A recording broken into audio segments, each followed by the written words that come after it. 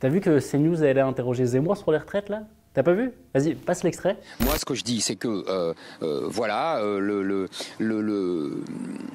ce plan du gouvernement reprend globalement mes principes. Donc, je ne vais pas critiquer ce que j'ai défendu, mais il faut aller plus loin dans ce que je vous ai dit, les mesures sociales et l'encadrement, la globalité de cette politique qui peut pour sauver ce système de répartition. Oh, mais c'est trop choupi. On dirait moi à l'école quand j'avais pas appris ma leçon. Il peut pas caler le mot islam, alors il est tout perdu, le petit chat. Il est tétanisé. Oh, j'ai envie de le prendre dans mes bras. Enfin, s'il n'était pas antisémite, misogyne, islamophobe et raciste, bien sûr. Allez, générique. Je commence à en avoir assez. On doit leur enlever leur carte de presse. Vous avez des pensées bizarres. Sauf que comme t'es un bourgeois, arrêtez de La donner des polémique Bon, cette fois, on y est. La bataille des retraites a commencé.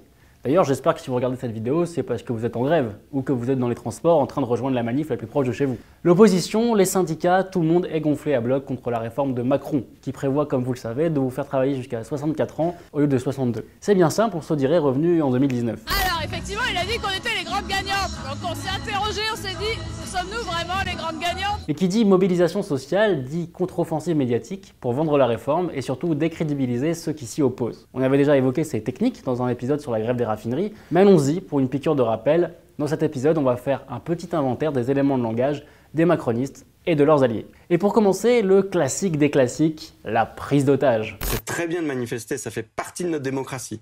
Il y a deux lignes rouges.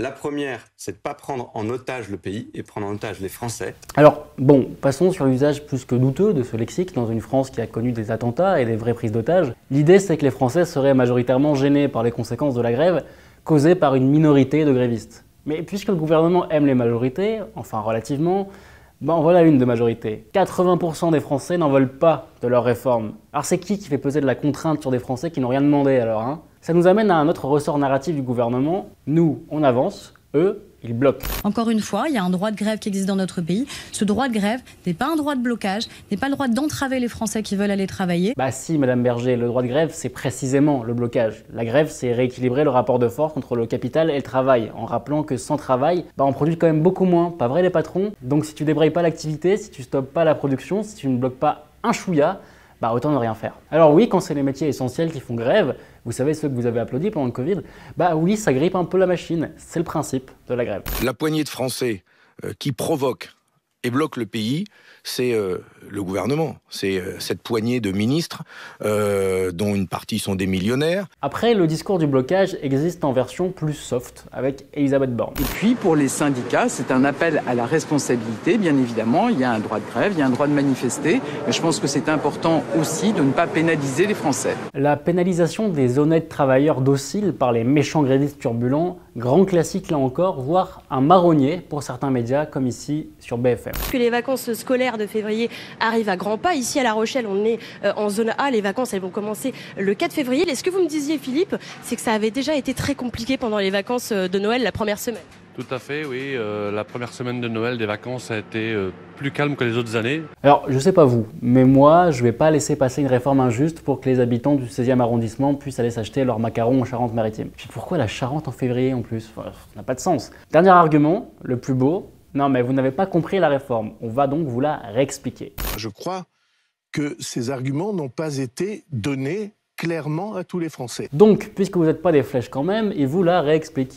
La question est-ce qu'on peut vivre sans réforme des retraites?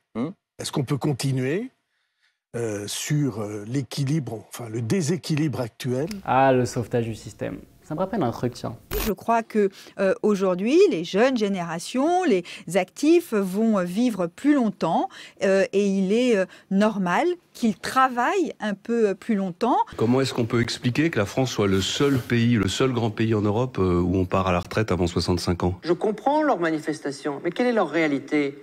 C'est que si on ne fait pas la réforme, ils vont voir leur retraite s'effondrer. C'est quand même pas compliqué à comprendre. Même un subdeco comme moi qui n'a pas fait l'ENA, il comprend très bien que quand vous avez de moins en moins de gens qui vont payer et de plus en plus de gens qui vont toucher, là, il va y avoir un problème. Alors c'est peut-être moi qui ne comprends pas, ou on m'aura mal expliqué. Mais si à chaque réforme, on dit que c'est pour sauver le système par répartition, et qu'à chaque fois on doit refaire une nouvelle réforme 10 ans après, ne seraient pas un peu toutes pourries vos réformes du coup? Il y a peut-être d'autres pistes à explorer, non? Que l'âge légal ou la durée de cotisation. Genre augmenter les cotisations salariales et surtout patronales. Ça cotise pas sur les retraites. Il y a des impôts dessus, mais ça cotise pas pour les retraites. Pourquoi il n'y a pas une cotisation employeur de 11%, comme sur vos salaires, comme sur le mien?